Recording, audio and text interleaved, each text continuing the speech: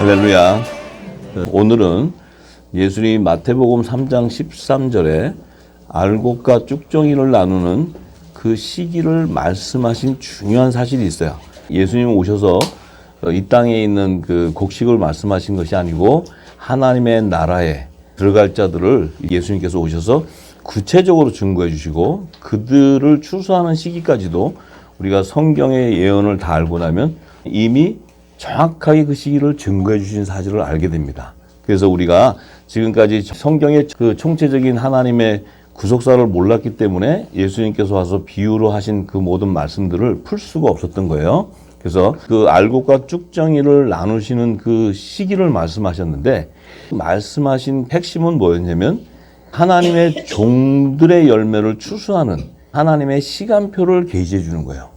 그 시간표는 이미 율법의 선지자 모세를 통해서 시년과 안식년과 그 칠절기 여호와의 절기를 통해서 다 증거해 놓은 사실들을 예수님이 율법을 복음으로 완성해 주기 위해서 율법 아래에 있던 그 약속의 말씀들을 성취해 주는 거예요. 그래서 우리가 예수님이 하시는 말씀 속에는 이미 율법의 선지자들에게 마지막 때 일어날 그 하나님의 예언들에 대한 그 비유로 말씀하신 것들을 다 풀어주시고 이제 그것을 마지막 때 성령의 세례를 받고 기름 부음 받은 자들, 복음의 일꾼들이 이제 빛의 자녀들이 열방에 전하는 거예요, 열방에. 그래서 이제 이른비 때는 사도들을 통해서 전했지만 이른비의 성령의 기름을 붓는 오순절날부터는 천국의 말씀들을 이 땅에 심는 거였어요. 심는 거.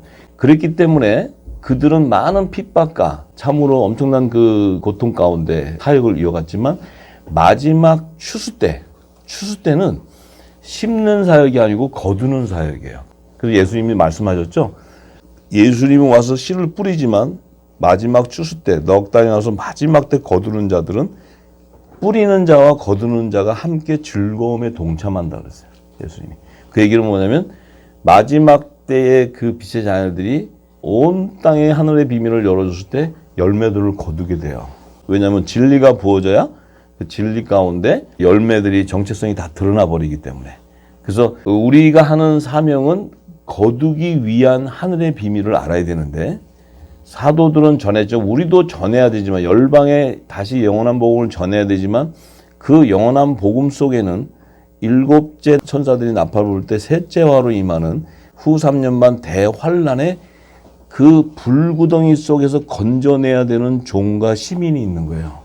그래서 하나님께서는 그들을 구하기 위해서 아들과 종과 시민, 아브라함과 이삭과 야곱과 에서의 그 하나님의 그 의를 다 성취하기 위해서는 그들을 구할 수 있는 길은 오직 마지막 때 은혜를 입은 노아 외에는 구할 수가 없어요. 그래서 마지막 때 노아에게는 은혜를 입히고 또 요셉에게도 은혜를 입혀서 지혜와 총명의 영을 줘서 마지막 때 하나님이 어떻게 해야 추수를 할 수 있는 비밀을 열어주는 거야. 그것이 노아에게는 방주를 예비하고 식물을 저축하라고 얘기한 거고 또 요셉에게도 고센 땅을 예비하게 하고 식물을 공개하게 얘기했던 거예요. 지금 마지막에 우리는 빛의 자녀들은 이제 실제 그 일이 일어나게 되는데 우리는 반드시 광야의 환란의 피난처가 예비돼야 돼요. 왜냐하면 종들은 광야의 사역이에요. 광야의 사역. 광야의 모세와 같이 또 엘리야와 같이 광야에서 다 죽음을 맞이하는 그들 이 종들도 양육과 보호를 받는 피난처가 예비 안 된다면 불심판 때 풀무불에 들어갔을 때 살아나올 자가 하나도 없어요. 그렇기 때문에 하나님께서 피난처를 예비할 수 있는 자들은 그 종들이 아니고 마지막 때 은혜를 입은 노아에게 임하는 거예요. 노아. 그래서 이제 복음의 아들들, 빛의 아들들에게 그 축복이 임하는데 그래서 우리는 마지막에 이 우리가 하는 사명은 결국은 이 영원한 복음을 전하지만 그 전파 속에는 예수님이 건설해줘서 무슨 일이 일어나냐면 이 땅에 방주를 예비하고 식물을 공급하는 그 일들이 비밀을 맡은 자에게 허락돼 버려요. 그래서 길을 열어주는 거예요. 우리가 막 노력해가지고 그 사업을 이뤄가는 게 아니에요. 하나님께서 은혜를 줘서 지혜를 주고 방주를 어떻게 지어라. 다 지혜를 주세요. 줘서 그 방법에 순종하는 길을 가는 거예요. 그것은 새로운 길이기 때문에 우리가 계획해가지고 우리 인간의 생각으로 계획해서 갈 수 있는 길이 아니에요. 하나님께서 그 의에 따라 만물이, 그러니까 우주와 지구에 있는 지금 마지막 때 이제 무슨 정치, 경제, 문화와 모든 것들이 그 마지막 의를 이루기 위해서 움직이게 돼요. 그래서 실질적으로 그 마지막 때 그것을 예비하기 위해서는 정치, 경제, 문화, 이런 종교 이런 것들이 같이 맞물려 움직여줘야 그 일이 일어납니다. 예수님이 마태복음 24장의 마지막 때에 대한 그 예언들을 하신 말씀들이 이루어져 가야지 하나님의 자녀들과 이 종들이 추수돼 나와요. 그것이 이루어지지 않으면 추수될 수가 없습니다. 평안하다, 안전하다 그냥 다 있으면 절대로 추수가 안 돼요. 그래서 고통 가운데 재앙이 오게 되고 환란이 오게 되기 때문에 그 환란 가운데 이제 하나님이 추수가 일어나는 거예요. 그래서 이제 예수님께서도 오셔서 알곡과 쭉정이를 나누는 이 비유의 말씀을 통해서 그 마지막 때 일어날 일들에 대해서 다 알려주셨어요. 다 알려주셨는데 우리는 지금까지 그냥 알곡과 쭉정이라는 얘기만 들어봤지 그 안에 담긴 예수님이 말씀하신 계시의 영을 받지 않았기 때문에 뭔 뜻인지 모르는 거예요. 그런데 이제 마지막에는 우리가 왜 이것을 알 수 있어요? 진리의 성령이 오셨기 때문에 알 수 있는 거예요. 진리의 성령이 우리 안에 임했기 때문에 이것이 전해질 때 우리 안에 감동 감화되고 기쁨으로 맞이하게 되고 그 말씀이 믿어지는 믿음의 열매가 맺혀지기 시작하는 거예요. 할렐루야. 그래서 이제 우리가 옷을 다 벗게 되는데 오늘 마태복음 3장 12절 말씀을 봅니다. 마태복음 3장 12절 찾으신 줄 알고 한 목소리로 봉독하기 원합니다. 시작. 손에 키를 들고 자기의 차당마당을 정하게 하사 알곡은 모아 곳간에 들이고 쭉정이는 꺼지지 않는 불에 태우시리라. 예, 참 우리가 이제 이 지금 기름 시내를 타고 성경의 그 맥을 쭉 알고 나서는 예수님이 하신 한 말씀 속에 이렇게 딱 듣는 순간 우리 안에 영이 이 말씀의 뜻을 쫙 풀어줘요. 그래서 이게 하고 알게 되는 거예요. 그래서 우리가 이제 계속 반복해 듣는데, 자, 손에 키를 들고 자기의 타작마당을 정하게 하셨다는 것은 이제 그 추수 때를 얘기하죠. 추수 때 이제 키를 들고 이제 이렇게 이 곡식을 걷어서 막 이렇게 틀 때 자기 타작마당이라는 것은 이제 그 안에 알곡과 쭉정이를 나누고 하는 그 정한 장소를 의미하는데 그 정한 장소는 예수님이 오셔서 하신 말씀이 있어요. 이 씨를 뿌리는 자는 인자인데 이 뿌리는 밭은 세상이라는 거예요. 그러니까 세상 밭에 이 씨를 뿌리는데 마지막 때가 되면 예수님이 걷어서 타작하는 마당으로 정해놓은 것이 열방의 7교회를 얘기해요. 열방의 7교회가 타작마당이에요. 타작마당. 할렐루야. 왜냐하면 이 열방 안에 그래도 예수 믿는다 하고 다 모여서 있는 곳이 그래도 교회 세워놓고 유대 종교 세워놓고 해서 이제 모든 민족 안에서 모이고 하는 것이 타작마당이에요. 타작마당. 타작마당 정했는데 그곳에서 예수님이 하시는 일이 뭐냐면 알곡을 모아가지고 곳간에다가 드린다는 거예요. 자, 우리는 그전에는 알곡을 모으면 알곡으로 무조건 이건 뭐 구원받은 백성, 최고, 이건 뭐 아들이 되기도 되고 뭐 하여튼 구원받은 백성이라 알았는데, 물론 구원받는 백성인데 예수님이 왜 이 알곡을 얘기하시면서 이걸 모아서 곳간에다가 넣는다 이렇게 얘기한 것은 고운 가루가 아니라는 것을 계시하는 말씀이에요. 고운 가루라는 의미는 초실절에 하나님 앞에 드리는 예수 첫 이삭의 한 단이었는데, 고운 가루가 되었을 때는 가루는 즉시 떡을 만들어서 하나님 앞에 소재로 드려야 되는 것이지 그 가루를 곳간에 넣어놓으면 썩어버려요. 그러면 곳간에 넣는 알곡이라는 의미는 초실절의 생이삭이다 이 말이에요. 생이삭. 생이삭이라는 의미는 껍질이 벗겨지지 않고 곳간에 넣어두는데, 그 곳간에 넣어둘 때는 분명히 뭔가 장기적으로 있어야 되는 시간이 필요하다는 거예요.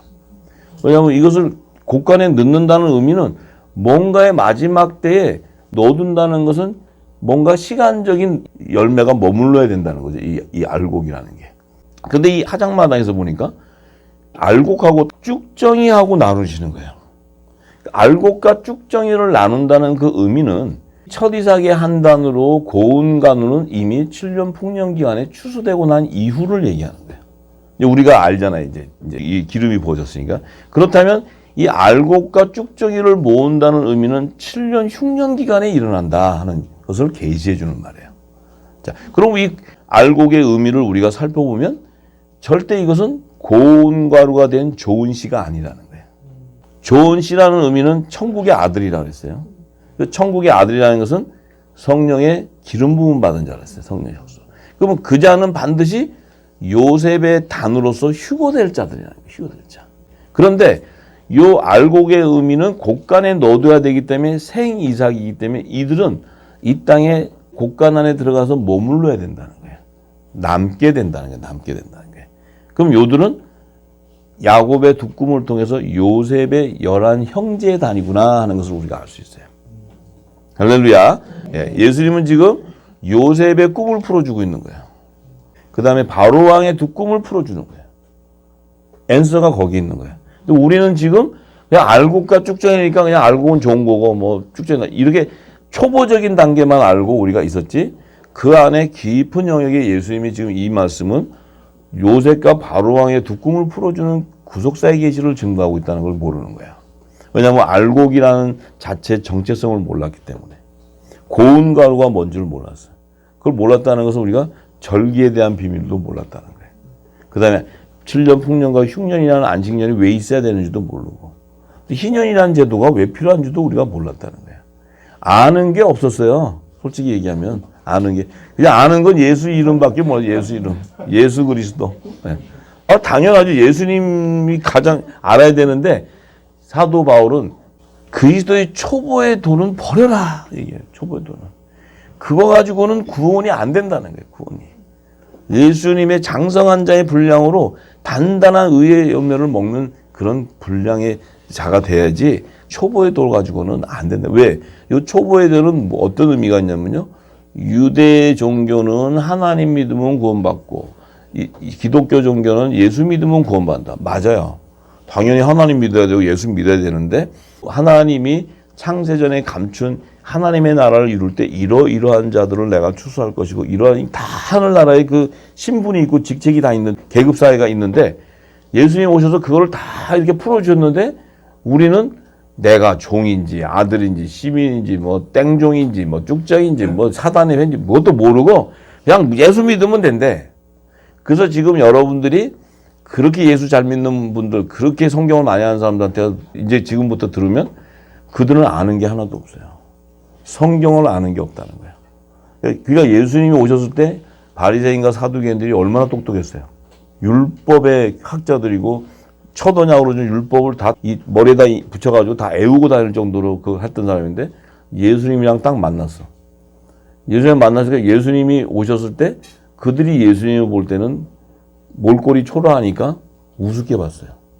근데 예수님은 율법을 제정해 주신 하나님이야. 예수님 오셔서 그들하고 상대가 되냐고. 그들이 뭔 얘기만 하면 예수님 한마디만 하면 우리가 또 깨졌다 이러고 가요. 또 얘기하면 또 깨졌다 이러고. 왜? 저분하고는 게임이 안 된다 이렇게 얘기해요. 왜 안 되냐? 예수님은 그 율법을 제정해 준 그 안에 하나님의 비밀을 풀어주는데 그들은 이 땅에 뭐 절기 얘기하면 곡식 걷어갖고 바치는 거 이거밖에 모르는 거예요. 곡식.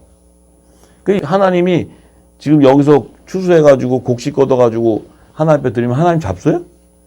우리가 막 쌀 걷어가지고 얘 하면 잡수냐고. 하나님은 그 비유가 뭐냐면 내가 택한 그 열매들 하나님의 아들과 종들 이 시민들 이 열매들을 거둬야 나랑 영원히 살 자들을 하나님이 추수하는 것이지 이 땅에 곡식 걷어가고 드린다고 하나님이 뭐 밥을 해 잡수시겠어요. 뭐 그거 가지고 뭐 떡을 만들어 드시겠어요. 그냥 여기서는 또 바쳤다고 좋다고 축복받는다 그래. 그러니까 우리가 다 그렇게 살았다는 거예요. 하나님께서는 인내하셨고 예수님도 인내하시고 뭐냐면 그 마지막 이방인의 수가 충만하게 차기까지는 하나님도 기다리신다는 거예요. 왜냐하면 그 묵은 곡식이 누룩이 퍼져야 온 열방에 그래도 예수라는 이름이 퍼지니까. 그 다음에 이제는 진리가 부어졌을 때 너희가 옷을 갈아입어라. 갈아입는 자가 열매다는 거예요. 예. 그걸 보시는 거예요.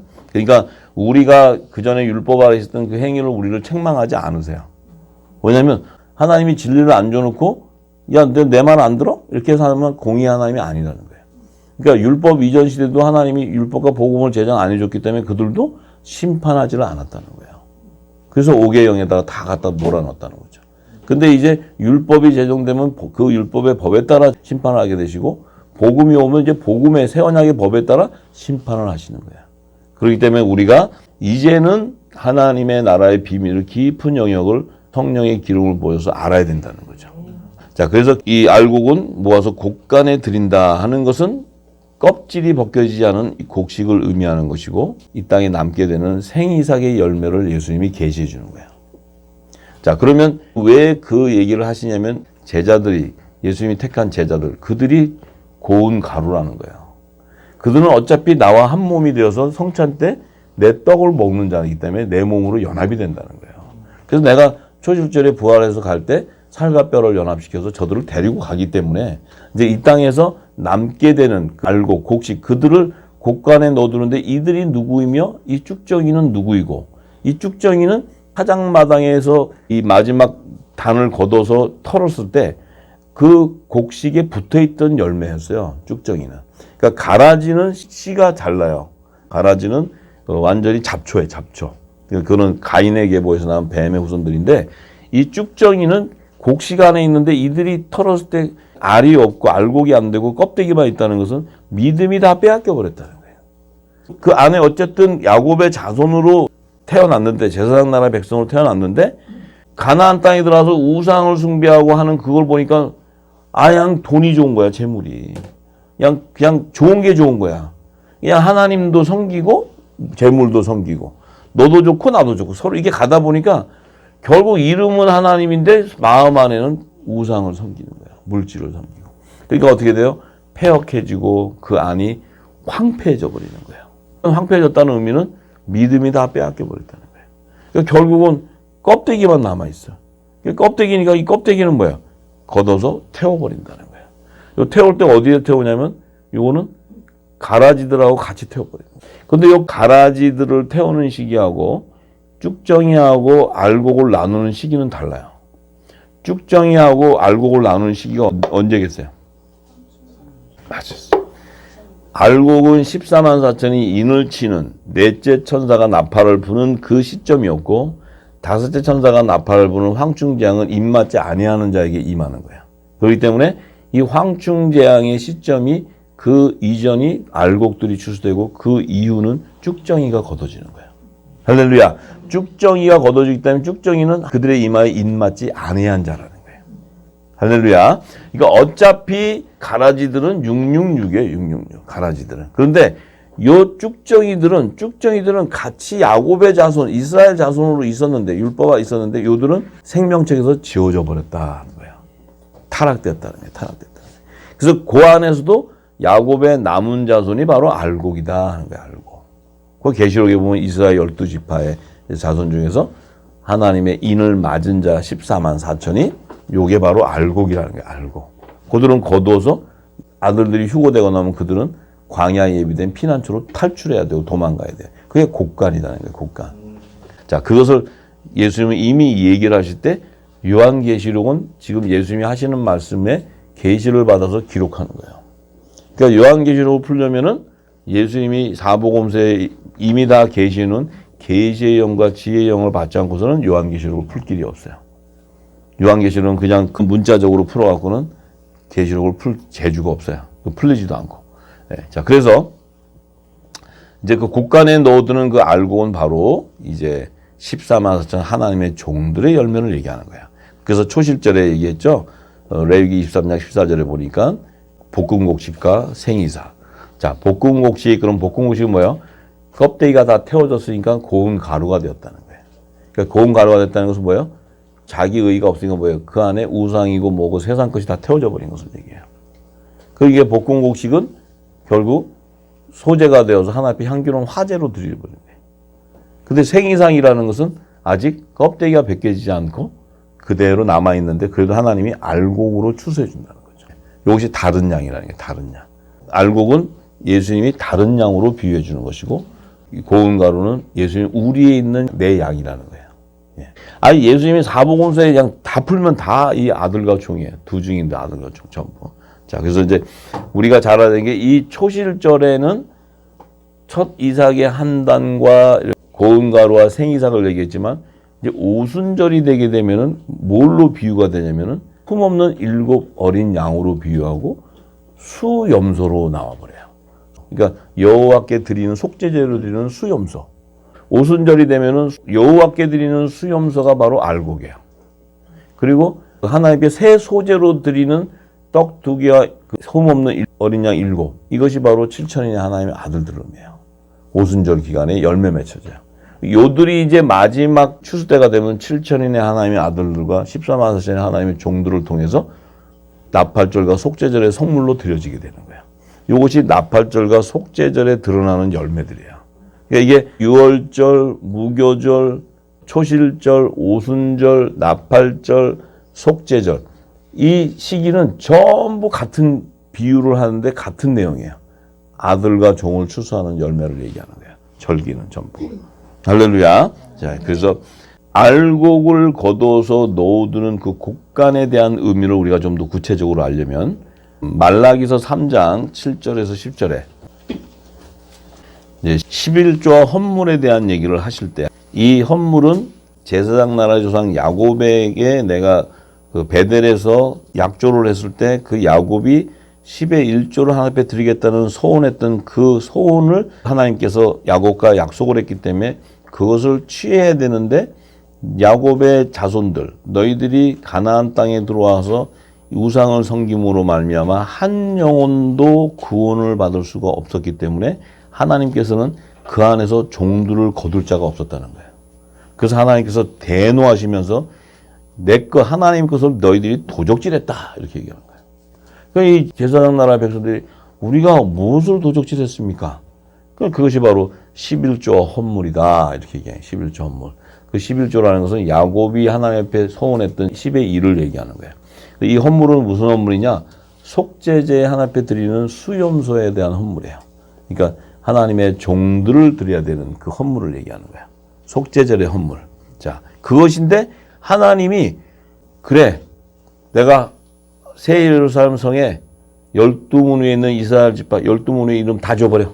이제 그냥 내가 이것들 아주 천원장 다 패가지고 이 우상을 섬기면 폐역하니까 지워버리고 12기초석에 있는 어린 양 12사도만 구해. 이러면 종들은 끝나버려요. 전부 다 멸망당해버려요.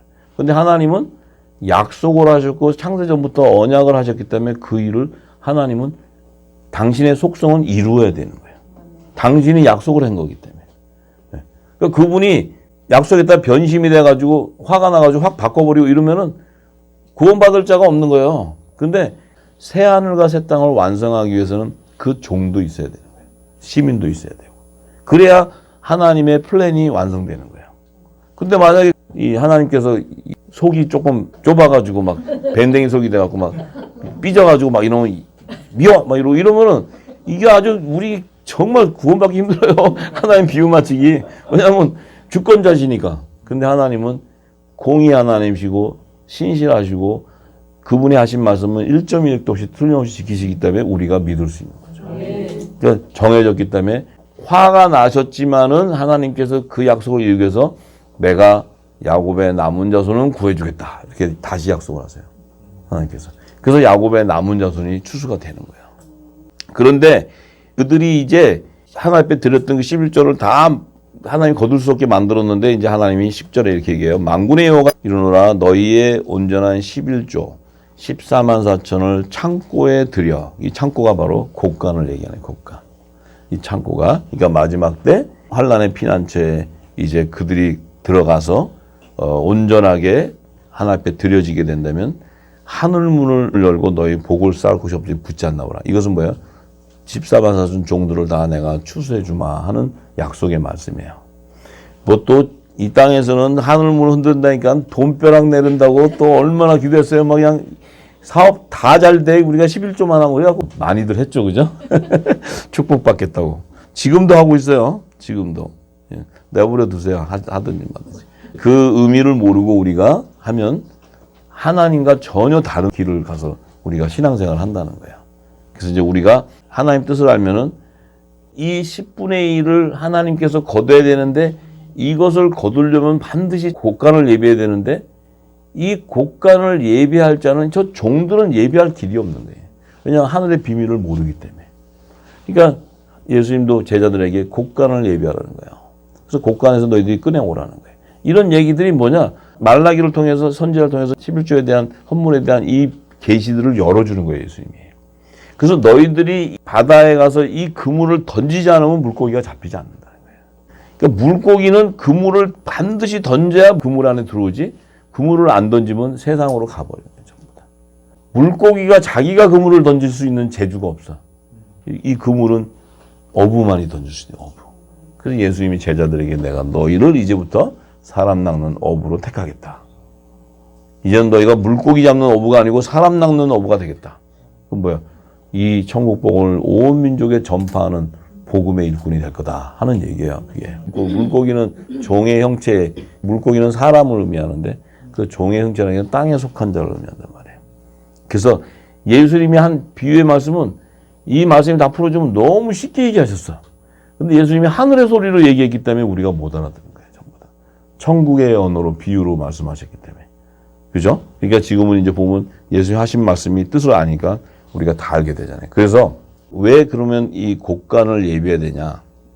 이제 마지막 때가 되면은 마지막 한일에, 다니엘을 통해서도 한일회를 통해서 이제 마지막 한해, 이게 7년 흉년의 안식년이에요. 요한계시록에 보면 일곱 나팔 재앙의 시기예요. 일곱 나팔 재앙이라는 것은 7년 대 환란에 대한 그 계시를 얘기하는데, 그때가 되면 그 환란 중에서도 후 3년 반 기간이 되면, 그 기간이 되면 이제 이 황충 재앙으로 말미암아 재앙이 임하게 되면 그 다음에는 이 땅의 교회는 음욕교회가 돼버려요. 음욕교회가. 왜 음욕교회가 되냐면 종들까지 다 추수가 끝났기 때문에 이 교회는 쓰레기만 남았는 거예요. 쓰레기. 거둘 게 없잖아요. 거둘 게 없죠. 종을 거둘 때 그 안에 시민도 딸려 들어가 버렸어요. 그럼 이제 거둘 게 없는 거예요. 아니 농부가 추수할 때 돼가고 벼를 다 해서 잘라가지고 추수했는데 거기 가서 또 추수할 거 없나 찾으러 다녀? 거기는 뭐야? 불로 사질러 버리는 거지 전부 다. 쭉정이들. 그죠? 거기 가서 농부가 그래도 또 난 거 없나 그러고 가는 농부 있어요? 그런 농부는 농부라고 얘기할 수 없죠. 예. 그러니까 결국은 이 땅은 음욕교회가 된다는 거예요. 일곱 교회가. 왜 음욕교회가 되느냐? 예수님도 오셔서 음료가 앉는 일곱 산에 대한 비밀은 일곱 산 그러면 열방의 일곱 교회를 의미하는 거예요. 예수님이 사마리아 여인에게 얘기할 때 우리는 아는 것으로 예비하고 너희는 알지 못하는 것을 예비하는데 사마리아 여인이 유대인들은 뭐 예루살렘 성전산에서 예배하고 우리는 여기 산에서 예배한다니까 예수님이 이 산도 말고 저 산도 말고 예배할 때가 온다 이렇게 얘기했어요. 산이라는 것은 제단, 제사를 하는 그런 의미이기 때문에 일곱 산 그러면 이 땅의 제단, 이방인들은 교회, 기독교 교회, 또 유대인들은 유대 종교 제단 이런 예배 제사하는 곳인데 마지막 때가 되면 그곳에서는 예배가 일어나는 것이 아니고 다 음욕교회가 돼버려요. 그러니까 예배하는 곳은 뭐예요? 바로 저와 여러분 안에 성령이 임한 그 처소가 예배하는 처소예요. 그래서 그것이 영적 예배자가 되고 내 몸을 거룩한 산 제사로 드리는 예배가 바로 내 안에서 일어나는 거예요. 할렐루야. 그래서 교회라는 개념이 이제 우리는 하늘에 속한 교회가 돼버리는 거예요. 그래서 우리는 성령이 내 안에서 진리를 증거하는 등불로 사용하는 거예요. 등불로. 가는 곳마다 진리. 근데 이게 생수의 강이 안 나오고 진리가 안 나오고 세상께 나오면 이건 등불이 아니죠. 그럼 어떻게 사용해? 그러니까 제단이 이제 마지막 후 3년 다음에 음료제단이기 때문에 그 안에서 하나님의 종으로 입맞은 자들을 핍박하게 되고 이 종교 통합부터 시작해서 이제 뭐 짐승의 표도 받아야 되고 짐승의 우상에게 경배도 해야 되고 그들의 말을 따라야 되는데 이 종들도 신실한 믿음을 가진 자이기 때문에 그를 따라갈 수가 없어요. 이 종들도 오직 어린 양 예수 그리스도가 우리의 구원 준 것을 믿기 때문에 그들은 순교를 당하더라도 예수를 믿는 그런 신실함이 있는 거예요. 그냥 이렇게 헐렁이 같은 믿음자가 아니에요. 종들도 어마어마한 그 믿음을 가진 자들이에요. 순교를 당해도 기쁨으로 달려가는 자들이에요. 그게 종이지 뭐 여기 지금 뭐 종도 종 아니에요. 전부 문 닫아 그러니까 다 닫아버리는 종이 뭐 종이겠지. 종도 아니지. 그래서 그때가 오는 것을 하나님이 예언돼 있고 약속의 말씀이 있기 때문에 준비하라는 거예요. 준비. 예. 그래서 그것이 요한계시록 12장에 나오죠. 12장 5절에서 6절. 14절과 17절에 보면은 이렇게 얘기해요. 자, 여자가 아들을 낳으니 이는 장차 철장으로 만국을 다스릴 남자라. 그 아이를 하나님 앞과 그 보좌 앞으로 올려가더라. 자, 이 남자는 남자의 머리 대신 그리스도의 지체라고 얘기했어요. 그러니까 하나님의 아들들, 예수님의 거룩한 신부들을 의미해 남자는 남자의 부활의 생명을 얘기해요. 근데 이들은 휴거가 돼. 보좌 앞으로 올려간다는 것은 휴거되는 거예요. 휴거되고 나면 이 땅에 남아있는 땅에 속한 교회, 이 여자의 남은 자손들은 도망을 하게 돼 있어요. 도망을 어디로 도망을 하냐면 광야에 하나님이 예비해 놓은 피난처로 도망가야 돼요. 근데 도망가는데 그 도망이 언제까지냐면 1260일 동안, 그러니까 후 3년 반 동안 머무르는 곳간에 들어가 있어야 돼. 그래서 예수님이 알고 온 곳에서 곳간에 넣어둬라 하면 그 곳간에 넣어둬서 그 곡식이 알고 있는 동안이 3년 반이래요. 후 3년 반. 그런데 그 14절에 보니까 그들이 여잔데 큰 독수리 두 날개를 받아서 광야 자기 곳으로, 그러니까 피난처로 도망가서 뱀의 낯을 피하게 된다는 거예요. 이건 뭐예요? 적그리스도의 세력, 거짓 선지자 세력들의 핍박을 피하게 된다는 거예요. 그러니까 핍박이 온다는 거죠. 그죠? 오니까 피해야 돼. 도망가야 돼. 근데 그 때가 언제냐면 한때, 두때, 반때니까 3년 반이에요. 3년 반. 그동안에 광야에 있는 피난처에서 양육을 받아야 된다는 거예요. 그들이 누구였냐면은 여자의 남은 자손이다. 이렇게 얘기했어요. 그 여자의 남은 자손이라는 것이 바로 야곱의 남은 자손을 얘기하는 거예요. 왜 여자냐? 율법 아래에 있는 이 땅에 교회에 나온 자손들인데 그 안에서 구원의 표를 받은 자손들이 바로 야곱의 남은 자손. 이게 여자의 남은 자손인 거예요. 그러니까 그 여자라는 의미는 땅에 속한 교회를 의미하는 거예요. 그러니까 이 여자의 남은 자손이 추수되고 나면은 이 땅에 속한 교회는 다 음욕교회가 돼버리죠. 전부 귀신의 초소가 돼버리죠. 그러니까 거둘 게 하나도 없으니까 불로 다 태워버리죠. 전부 다. 그런데 이 여자는 하나님의 계명을 지키며 예수의 증거를 가진 자들이다. 하나님의 계명이라는 것은 율법의 계명, 첫 언약의 계명을 얘기해요. 예수님은 새 언약의 계명을, 새 계명을, 사랑의 계명을 주셨지만 이들은 하나님의 첫 언약의 계명을 지키고 예수의 증거라는 것은 그 예수가 우리의 구원주인 것을 증거하는 거예요. 우리는 예수님이 우리의 신랑인 것을 증거하는 거예요. 만왕의 왕을 영접하는 그리스도의 옷으로 갈아입고 가는 거예요. 우리는. 그래서 공중에서 주를 영접하는 거예요. 할렐루야. 예. 그래서 이제 신분이 달라요. 그런데 이들은, 이 가진 자들은 더불어 싸우려고 바다 모래에 섰다. 용들이, 이 적그리스도 세력들이, 사단의 회들이 이 여자의 남은 자손들과 후 3년 반 동안 싸우려고 바다 위에 모래에 섰다는 거예요. 이것은 이제 대환란을 예고하는 거예요. 그 의미는 뭐냐? 짐승의 표를 받게 하는 환란을 오게 되는 거예요. 왜냐하면 짐승의 표라는 것은 이 적그리스도들이 마지막 단일 정부, 최후의 바벨탑으로 세우는 단일 정부를 세우기 위해서는 반드시 짐승의 표를 받게 해야 이 정치, 경제 모든 것을 통제할 수 있고 하기 때문에 그들이 그 매매표로 줘야 되는데 이 종들이 그것을 받을 수가 없다는 거죠. 그것을 받는 자들은 다 심판받게 되기 때문에. 그러니까 결국은 그들이 순교를 당하기까지 거부하게 된다는 거죠. 그러니까 결국은 이제 영적 전쟁이 거기서 일어나는 거예요. 그래서 계시록 12장에 보면 아들들이 휴거되고 난 이후는 후 3년 반을 통과하는 환란을 예고하고 있는 거예요. 그래서 여자의 남은 자손들은 광야의 피난처에 숨어 들어가야 돼. 그래서 이제 계시록 13장을 잠깐 보면 13장 1절에 보면은 내가 보니 바다에서 한 짐승이 나오는데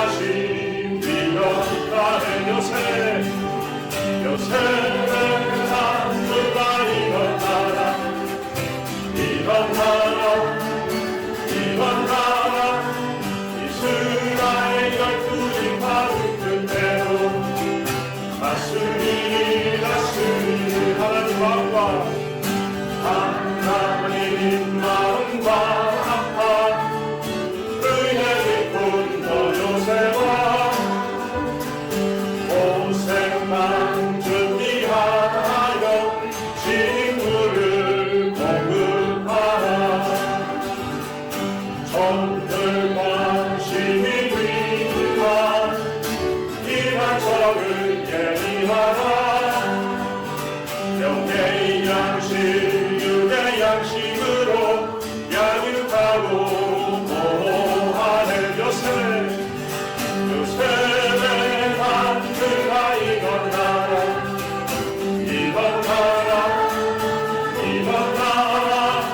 심판주 만왕의 왕오실 길을 준비하고 다시 찬양합니다. 생동 어깨 입고 일곱 병으로 충만하라. 지혜와 존경의 영이 이끄시네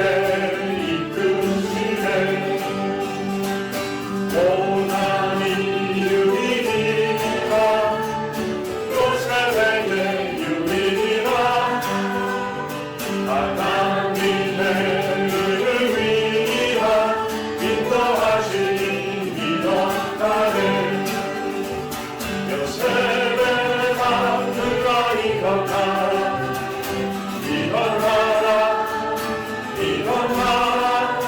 이스라엘 열군이 파수 뜻대로 다스리 하나님 마음과 합한 그의 기쁨도 요새와 고생만 준비하여 친구를 공급하라. 종들과 심히 위한 이한 철을 예비하라. 영의 양식 육의 양식으로 양육하고 보호하는 요셉의 단들아 일어나라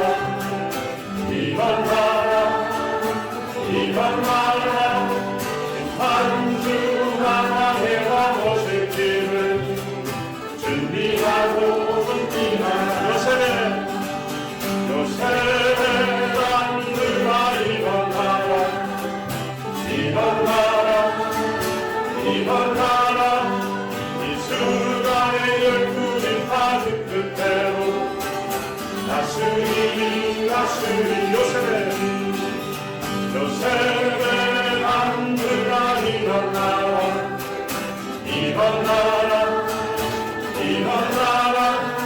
심판주 만왕의 왕오실 길을 준비하라.